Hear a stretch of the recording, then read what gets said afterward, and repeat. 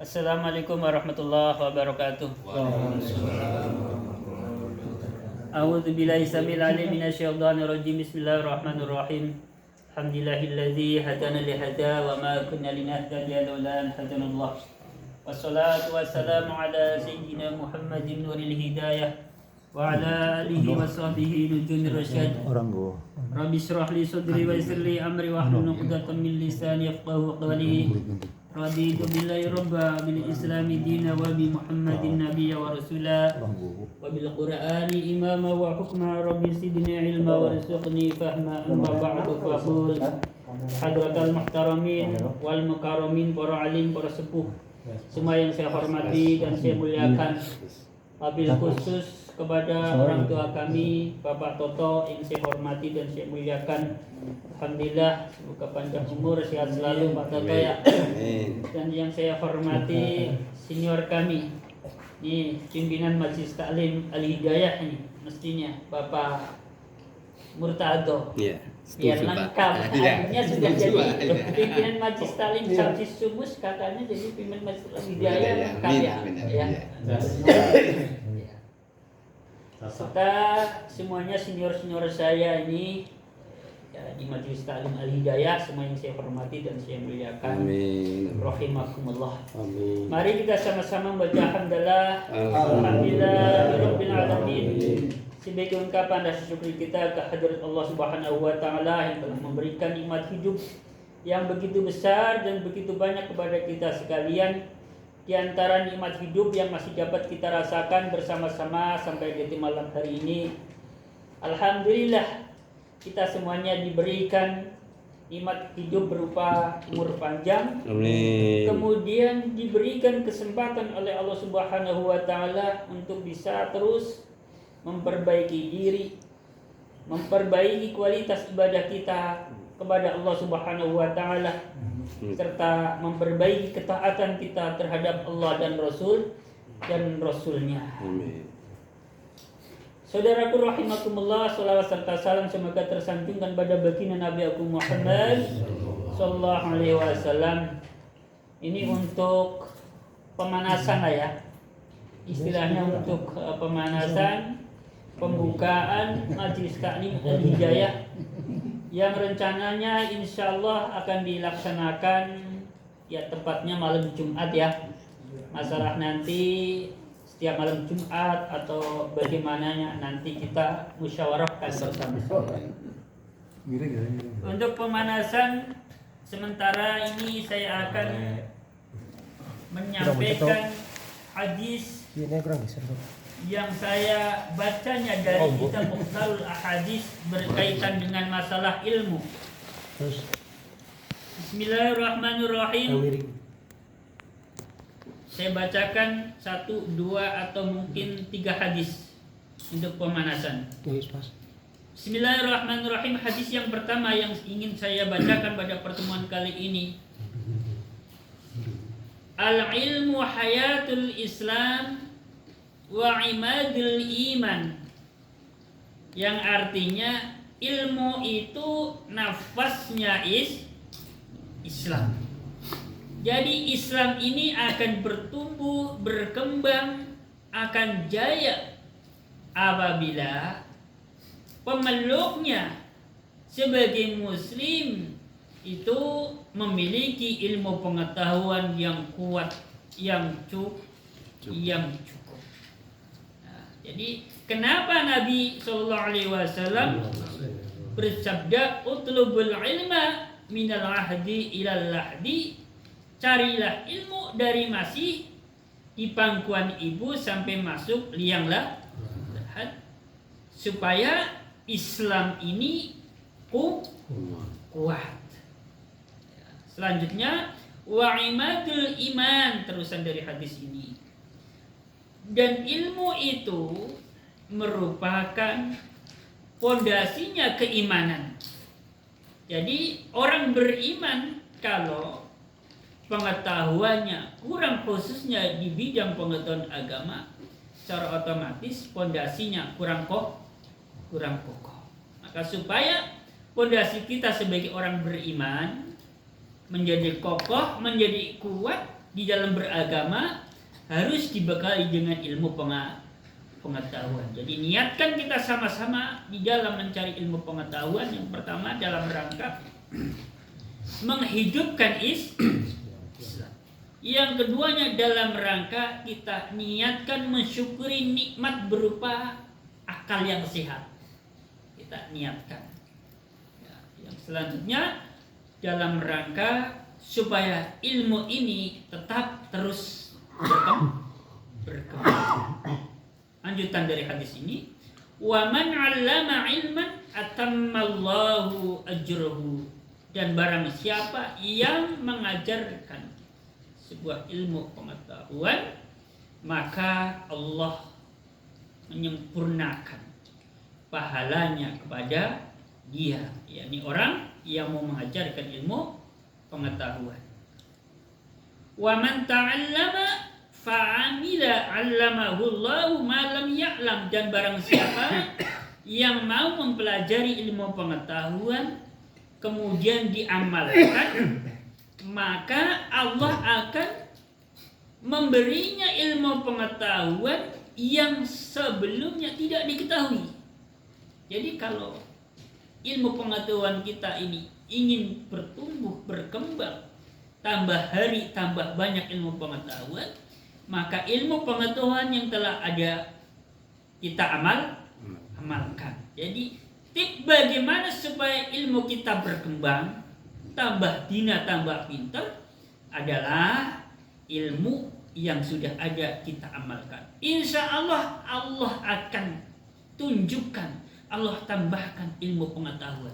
Dari mana datangnya? Allah yang punya kehendak. Bisa jadi melalui si A, bisa jadi melalui si B, bisa melalui si C, dan seterusnya. Bisa jadi melalui dengan membaca, mendengar dari medsos dan sebagainya. Ini hadis yang pertama yang saya sampaikan. Hadis yang kedua, al-ilmu khazainu, ilmu itu bagaikan sebuah gedung. Wa mafatihuha as-su'alu, dan kuncinya gedung itu adalah bertanya. Jadi ilmu bagikan gedung. Gedung biasanya ada kuncinya. Kuncinya apa? Kuncinya berupa mau bertanya. Oleh karena itu, lanjutan dalam hadis ini Nabi bersabda, fas'alu yarhamkumullah, maka bertanyalah kalian, Allah akan merahmati kalian. Jadi siapa yang mau bertanya tentang ilmu pengetahuan, insya Allah akan mendapatkan rahmat dari Allah Subhanahu wa Ta'ala. Jadi salah satu bagaimana cara kita mendapatkan rahmat Allah adalah dengan bertanya seputar ilmu pengetahuan. Saudaraku rahimakumullah, perlu diketahui bersama bahwa rahmat Allah itu sangat-sangat kita butuhkan, ya, di dunia hingga akhir. Karena sebanyak apapun amal yang kita kerjakan, ini tidak akan menjamin kita bisa masuk surga, dan tidak bisa dijadikan jaminan kita akan terhindar dari siksa neraka. Satu-satunya yang bisa jadikan jaminan kita akan masuk surga, bisa terhindar dari siksa neraka, adalah rahmat Allah Subhanahu wa Ta'ala. Oleh karena itu, yang perlu kita ketahui adalah bagaimana caranya mendapatkan rahmat Allah. Salah satunya adalah dengan bertanya seputar ilmu pengetahuan. Insya Allah rahmat Allah datang. Kemudian duduk-duduk di majlis zikir, majlis ilmu, itu juga bisa mendatangkan rahmat Allah. Karena disebutkan di dalam kitab Minahus Saniyah oleh para ulama ahli hakikat bahwa awal mulanya rahmat Allah turun itu di dalam majlis zikir. Semoga Allah turunkan rahmatnya kepada kita semuanya. Di majlis ini, di rumah ini. Amin. Sehingga menjadi rumah yang istilahnya penuh keberkahan. Amin. Insyaallah. Lanjut. Bismillahirrahmanirrahim. Lanjutan dari hadis ini, fa innahu yujaru fihi arba'atun, karena sesungguhnya Di dalam sebuah pertanyaan, jadi kalau ada orang yang bertanya seputar ilmu pengetahuan, maka di dalam seputar pertanyaan itu ada 4 golongan orang yang akan diberikan pahala. Jadi kalau ada yang bertanya seputar ilmu pengetahuan, yang mendapatkan pahala itu ada 4 orang atau 4. Yang pertama, as-sailu, penanya. Ya, yang bertanya mendapatkan pahala. Jadi jangan malu-malu bertanya. Karena bertanya seputar ilmu pengetahuan juga perintah Allah dalam Al-Quran dan sunnah Rasulullah Sallallahu Alaihi Wasallam, juga anjuran para ulama. Yang kedua, wal muallimu, yang mengajari atau yang memberikan jawaban dengan dasar ilmu pengetahuan ada sumbernya, juga dapat pahala. Yang ketiga, wal mustami'u, orang yang berusaha untuk mendengarkan. Ya, udah kalau misalkan mau nanya nggak punya ide kadang-kadang orang nanya itu kalau nggak biasa nanya juga susah. Ya, jangan dikira nanya itu gampang loh. Nanya itu termasuk sesuatu yang susah kalau nggak biasa nanya seputar ilmu pengetahuan, khususnya ketika kita ngumpul kayak gini, ini susah. Jadi orang yang berusaha mendengarkan juga mendapatkan pahala. Yang keempat, wal muhibbu lahum, orang yang mencintai, menyukai mereka, yang menanya, yang menjawab, yang turut mendengarkan. Ya, jadi istri tuan rumah turut mendengarkan atau turut mendukung, wal muhibbu lahum, ya, masuk kategori wal muhibbu lahum, karena mendukung juga insyaallah dapat pahala. Jadi di 2 hadis sudah saya sampaikan. Kemudian hadis berikutnya, hadis ketiga yang akan saya bacakan perlahan-lahan. Bismillahirrahmanirrahim. Kalau ada pertanyaan, mengapa kita dianjurkan untuk berkumpul mengunjungi orang-orang alim? Jadi disabdakan oleh baginda Nabi Agung Muhammad SAW di sini, alasannya, inna ahlal jannati la yahtajuna ilal ulama'i fil jannati. Ya, ini saya mendapati hadis ini dalam kitab Ihya Ulumuddin yang pertama-tama. Kemudian saya mendapati hadis ini dalam kitab namanya Mukhtarul Ahadis, yang artinya sesungguhnya penduduk surga itu betul-betul membutuhkan orang-orang alim di dalam surga. Jadi insya Allah kalau kita semua ini masuk surga, ya, nanti di surga itu kita akan mencari orang-orang alim, cari ulama. Kenapa kita mencari ulama saat di dalam surga? Karena kita membutuhkan ulama. Iya. Nah, jadi lanjutan dari hadis ini, wa dzalika annahum yazurunallaha ta'ala fi kulli jum'atin. Mereka para penduduk surga, penghuni surga, setiap hari Jumat menziarahi atau mengunjungi atau sowan kepada Allah Ta'ala. Jadi agendanya ya, penduduk surga tiap hari Jumat sowan kepada Allah Subhanahu wa Ta'ala. Apalagi di surga sowan terhadap Allah, ya, Sang Maha Pencipta. Di dunia kalau orang nggak biasa mau sowan dia aja bingung kok, ya, butuh seniornya. Jenengan ngajeng sampean ngarep, begitu kan? Yang lain-lain tinggal nih ikut derakan di belakang. Itu di dunia baru sekedar sowan kepada kiai, apalagi di akhirat kita mau sowan kepada Allah Subhanahu wa Ta'ala kalau kita masuk surga, ya. Gimana nggak butuh ulama? Gimana caranya ngadep, ya enggak? Apa yang perlu kita sampaikan? Jadi setelah penduduk surga itu menghadap Allah Subhanahu wa Ta'ala, fa yaqulu lahum tamannaw alayya ma syi'tum. Allah berfirman kepada penduduk surga begini, tamannaw alayya, berharaplah atasku. Wis sampean kepengin apa, cara bahasa Jawanya? Masyitum, apa yang kamu inginkan, coba. Kamu pengen apa? Apa yang kamu inginkan? Maka falyatafituna ilal ulama'i fayaquluna madza tamanna. Kemudian setelah penduduk surga sowan kepada Allah Subhanahu wa taala, Allah berfirman, berharaplah kamu kepadaku, kalian apa yang kalian harapkan.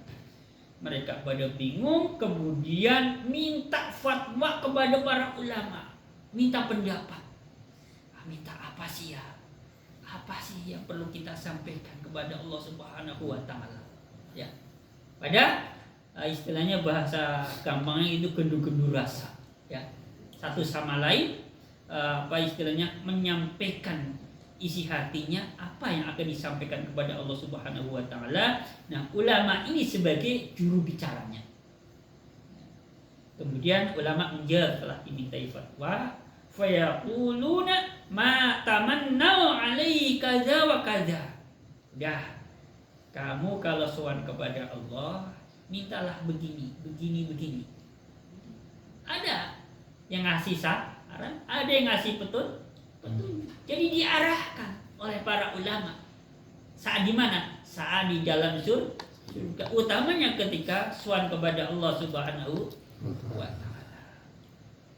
Nah, lanjutan dari hadis ini, fahum yahtajuna ilaihim fil jannati kama yahtajuna ilaihim fid dunya.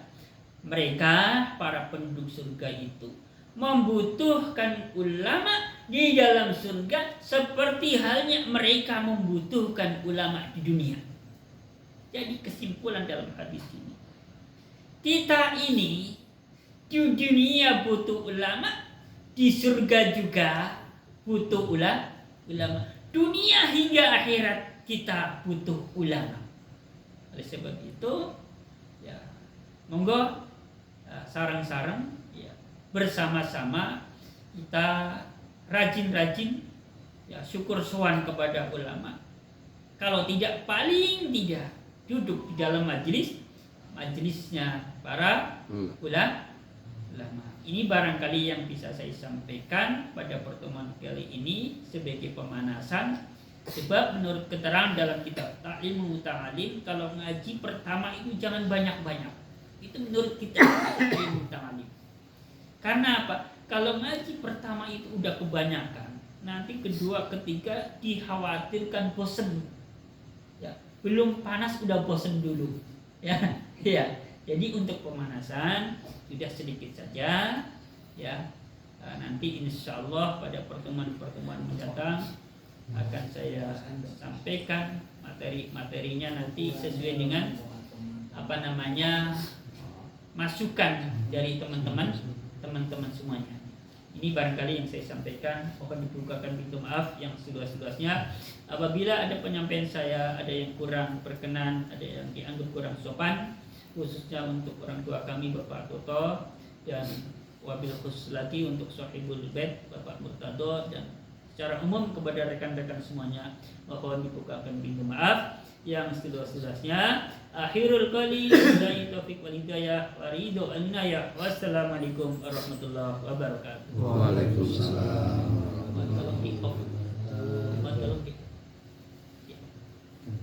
Terima kasih sampaikan oleh kita, semoga dapat bermanfaat buat kita semua.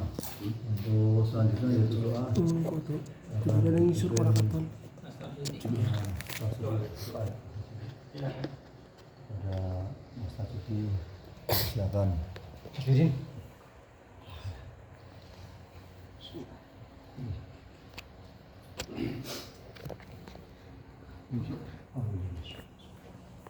Astagfirullahaladzim, astagfirullahaladzim, astagfirullahaladzim. Alhamdulillah.